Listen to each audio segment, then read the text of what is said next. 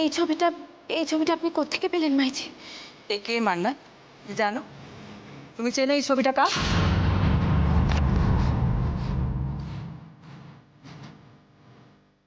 আমার মনে হয় তুমি জানো না এই ছবিটা কার। কি কি অদ্ভুত, অনেকটা আমার মতো দেখতে, তাই না? অনেকটা নয়, পুরোটাই। তবে এটা আমার প্রশ্ন নয়, আমি জানতে চাই এই মেয়েটি কে। হয়তো আমার আপনার মতো একজন, দেখে যা মনে হচ্ছে। কিন্তু আমি চিনি না একে, আমি চিনি না। তাহলে ওই লোকটি মানে অপরাধার বডিগার্ড রোবট সামন্ত এই মেয়েটির খোঁজে আমার বাড়িতে কেন এসেছিল? হয়তো কোনো নিখোঁজের খোঁজে এসেছে, যেরকম আপনার এখন এই ছবিটা দেখে ভুল হচ্ছে আমার সাথে। তোমার তো মুখ ঢাকা ছিল, তোমাকে তো চেনা সম্ভব নয়।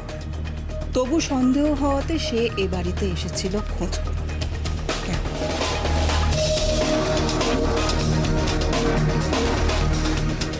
কি হলো? উত্তর দাও, আমার দিকে তাকিয়ে উত্তর দাও। মানে বলো, এই ছবির মেয়েটি তুমি নও। বলো কি হলো, চুপ করে আছো কেন? আমি উত্তর চাইছি, বলো এই মেয়েটি তুমি নও। কি বলবো আমি, কি বলবো? এটা তো রাশির ছবি, যে রাশি মরে গেছে, খুন হয়েছে, যার এখন আর কোনো অস্তিত্ব নেই। আমি জানতে চাই মান্নাত, তোমার নিজের মুখে শুনতে চাই যে এই মেয়েটি তুমি নও। আমি মান্নাত। আপনারা যে মান্নাতকে দেখছেন, এটাই আমার একমাত্র পরিচয়। তুমি বিবাহিত?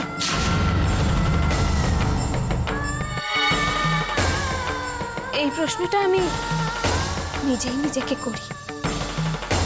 মান্নাত, আমি আমার কথা রাখতে পারি, তাই এই বিষয়ে তোমাকে আর কোনো ফার্দার কোয়েশ্চেন আমি করব না। তবে একটা কথা তোমাকে আমি পরিষ্কার জানিয়ে দিচ্ছি, তোমার অতীত যাই হোক না কেন, তোমার বর্তমান কিন্তু আমাদের সঙ্গে জড়িয়ে গেছে। মান্নাত, আজ আমাকে ছুঁয়ে আরেকবার তুমি আমাকে কথা দাও, তুমি আমাকে ফেরাবে না। মাইজি, আপনি এসব কথা এভাবে কেন বলছেন? আমি কথা রাখবো না এ নিয়ে কি আপনার কোনো সন্দেহ আছে? সন্দেহ নয় মান্নাত, আমার ভয় হয় তোমার ভবিষ্যৎ নিয়ে, আর সেই কারণেই। বেশ, আপনারা যে জীবন আমায় ফিরিয়ে দিয়েছেন,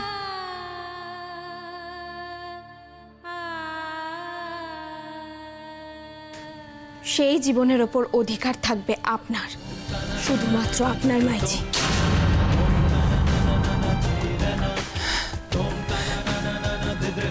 আমাকে তুমি বাঁচালে মান্নাত, তুমি বিশ্বাস করো, অনেক দিন ধরে বুকের মধ্যে চেপে বসা একটা ভারী পাথর আজ সরে গেল। কিন্তু আপনাকেও যে আমায় একটা কথা দিতে হবে। কি কথা? মাইজি, আপনি আমাকে 6টা মাস সময় দেবেন, আর আজকের পর থেকে কখনো আমাকে এইসব ব্যাপারে কোনো প্রশ্ন করবেন না।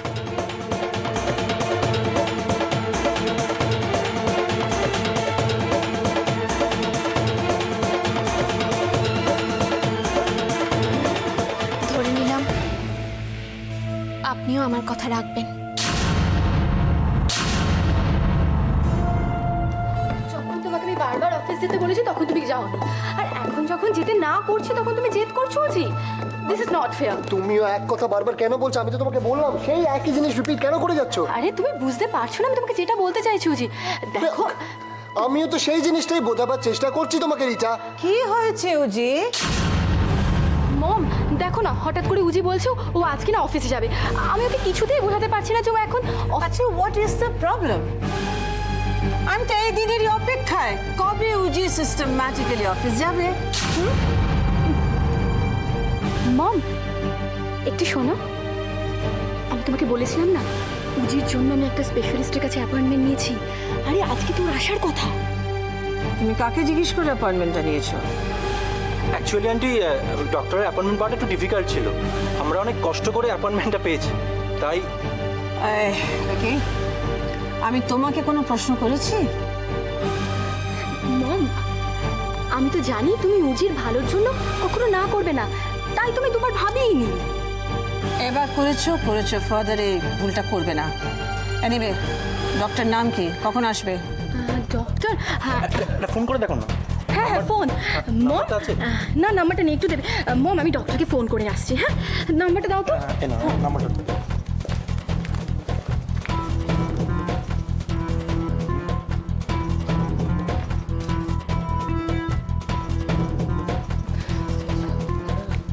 একদম দিদি দিদি একটা জিনিস বুঝতে পারছি না যে একটা ফোনের জন্য দুজনকে একসঙ্গে যেতে হয়।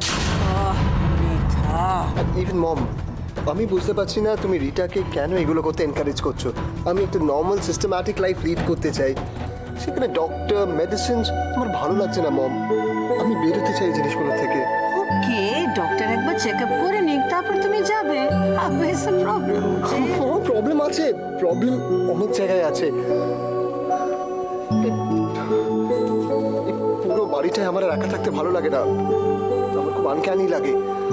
আর তুমি যে মেয়েটা কিনেছো সেই মেয়েটাও কেমন যেন একটা। কি হয়েছে জি? মান্নাত কি করেছে? সত্যি করে বলুন তো আপনি কে? मुझे तो मैडम जी ने बोला।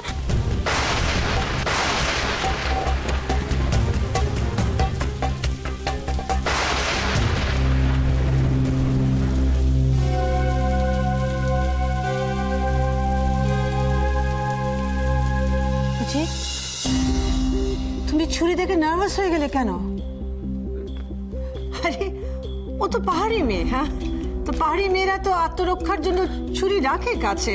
অন্ধকার ছিল, হয়তো কিছু দেখেছে, ভয়টয় পেয়ে গেছে। দিদি দিদি তুমি পুরো ব্যাপারটাকে তোমার মতো করে ভাবছো।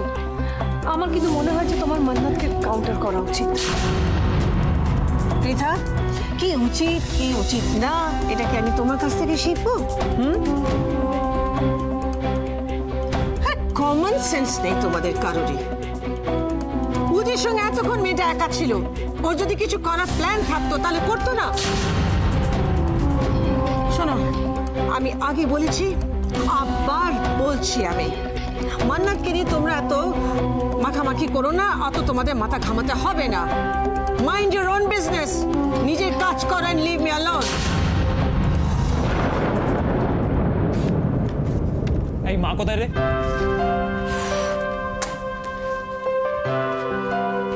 তোর কি দরকার বল, আমি দিচ্ছি। যেটা জিজ্ঞেস করেছি তার উত্তর দে, তাহলেই হবে। ও, তুই মার খবর জানতে চাইছিস নাকি তার? আরে ভাইয়া ভাইয়া ভাইয়া ভাইয়া যাস না। আরে ভাইয়া দাঁড়া না, দাঁড়া যাস না, দুজনেই ব্যস্ত। মানে লাস্ট 1 ঘন্টা ধরে মা আর তার বিলাভেদ মান্নাতকে নিয়ে গভীর আলোচনায় ব্যস্ত। ডোর ক্লোজড।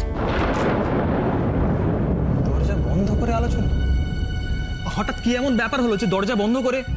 তুই ওসব ছাড়, তুই আয় খেতে বস। আয় আয় আয়। দাঁড়া দাঁড়া দাঁড়া দাঁড়া, আরে! ব্যাপারটা কি আমার জানা দরকার। আরে ভাইয়া ভাইয়া ভাইয়া ভাইয়া ভাইয়া দাঁড়া না। উফ, তোর কবে বুদ্ধিটা হবে বলতো? বাড়িতে তো মোটে আমরা 4 জন, তার মধ্যে আমাদের দুজনকে বাদ দিয়ে বাকি দুজন কি এমন কথাবার্তা বলতে পারে বলে তোর মনে হয় বল? তোর মতো অত প্রেডিকশন পাওয়ার আমার নেই, আমি নিজে কি দেখে আসছি। ভাইয়া ভাইয়া যাস না, দাঁড়া না, দাঁড়া। বুদ্ধুরাম একটা।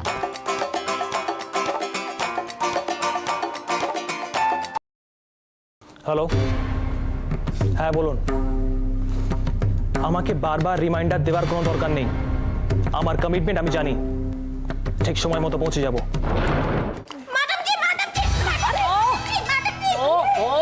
মান্নাত, তোমাকে আমি বলেছি দেখে শুনে কেন হাঁটো না, আস্তে আস্তে হাঁটবে তো। मैडम जी बहुत देरी हो गई।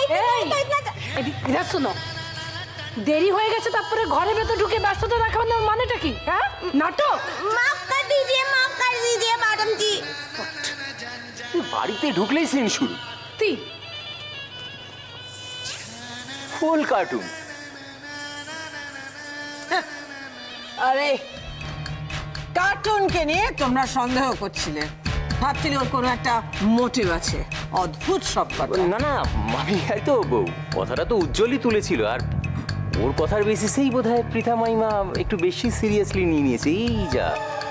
বুঝি তোমার মান্নাতকে নিয়ে আর কোনো সংশয় নেই তো? লোক, তোমার মম যাকে এনেছে তাকে তুমি চোখ বন্ধ করে বিশ্বাস করতে পারো।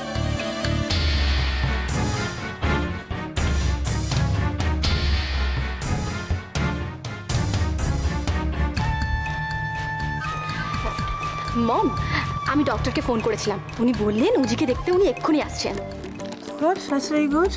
আমার উপর অপলা রায়ের এতটা ভরসা করা রিটা ম্যাডামের সহ্য হচ্ছে না, তাই এখন ডাক্তার ডেকে নতুন একটা নাটক করে বিশ্বাস অর্জনের চেষ্টা করছে।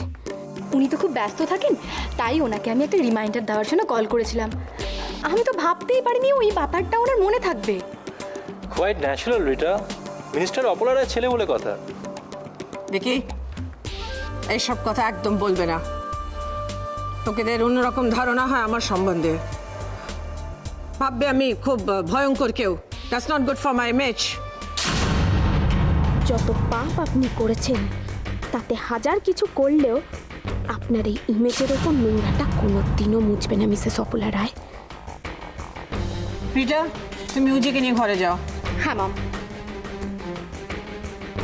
উজি, ঘরে চলো। Listen to me. আমি আর কোনো ডক্টরকে অ্যালাউ করবো না।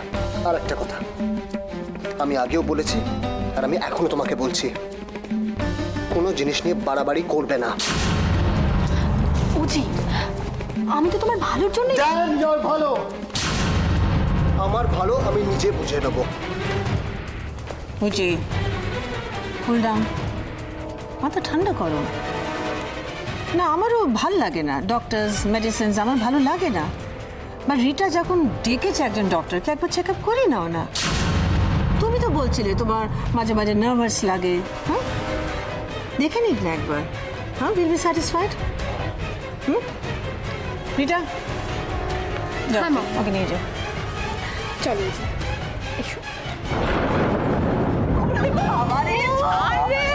মা সত্যি বলছে মান্নাত রাজি। আরে বাবা, ওরকম সরাসরি প্রস্তাব দেওয়া যায় নাকি? যতটা সম্ভব আকার ইঙ্গিতে বুঝিয়ে দেওয়ার চেষ্টা করেছি। ও আমাকে কথা দিয়েছে, আমি যদি ওর কাছে কিছু চাই ও না করবে না।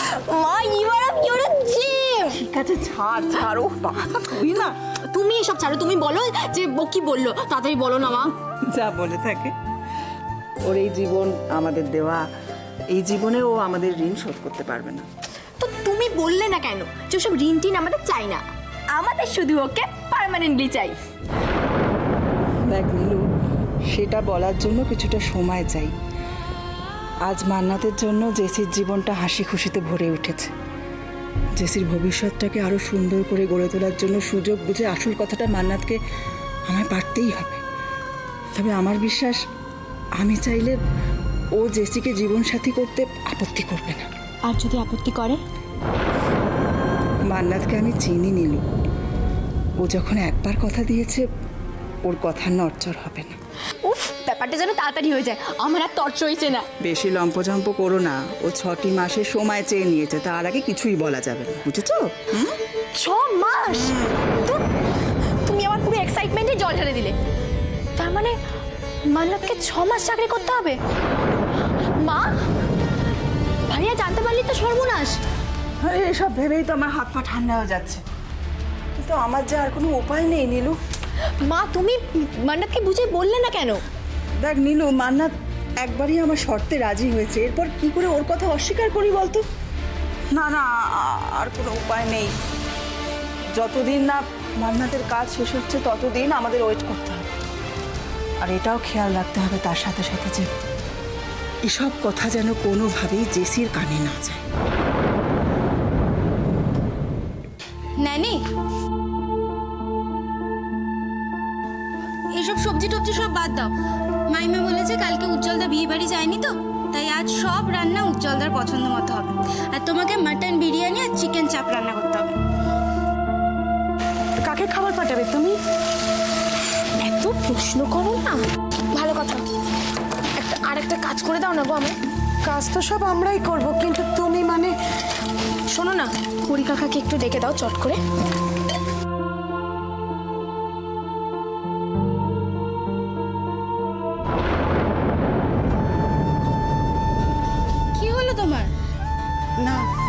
বলছিলাম কি এতদিন উজ্জ্বল স্যার যার হাতে রান্না পছন্দ করতেন, আমার হাতে রান্না কি উজ্জ্বল স্যারের ভালো লাগবে? তুমি জানো না এই বাড়িতে এসব কথা বলা বারণ? এ কি জল কেন চোখে? মোছো শিগগিরি। যতক্ষণ এই বাড়িতে আছো ততক্ষণ কোনো কিচ্ছু নিয়ে দুঃখ করবে না, বরং এটা ভেবে গর্ববোধ করবে যে তুমি মন্ত্রী অপলা রয়ের বাড়ির একজন কাজের লোক।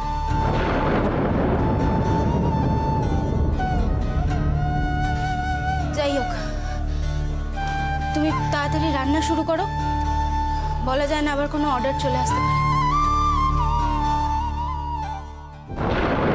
তুমি এখানে এখানে কি করছো? वो घर में मेहमान आया हुआ है, उसके लिए कॉफी लेने आई हूँ। तो এটা এতক্ষণ বলা যেত না? কি অদ্ভুত।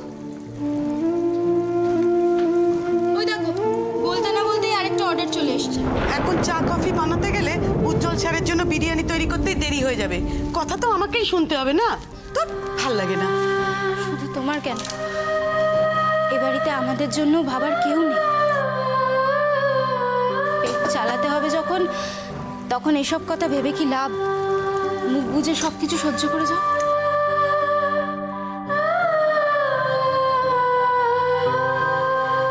কোনো চিন্তা नहीं আছে, सर जी के लिए आज हम खाना बनाएंगे।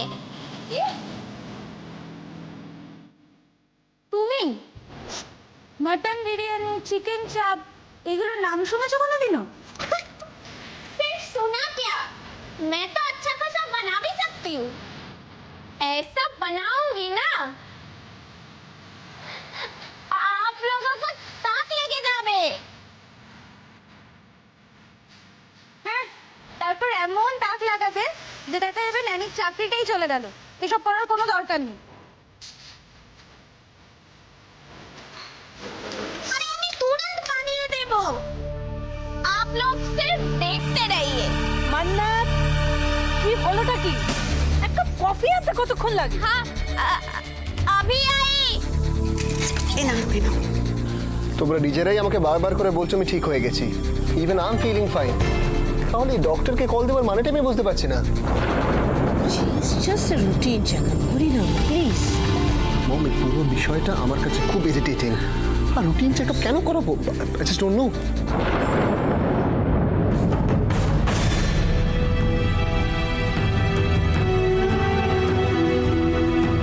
দরকার আছে উজি, তুমি তো নিজেই জানো না তোমার কি হয়েছে। আর ব্যাপারটা যদি এখন সিরিয়াসলি না নিই পরে বাড়াবাড়ি হয়ে যাবে। রিটা, তোমার আমাকে নিয়ে এত টেনশন না করলেও চলবে। আর আমার কি হয়েছে আর কি হয়নি সেটা আমি খুব ভালো করে জানি। সবই যখন জানেন তাহলে নিজের ট্রিটমেন্ট নিজেই করে নিতে পারেন।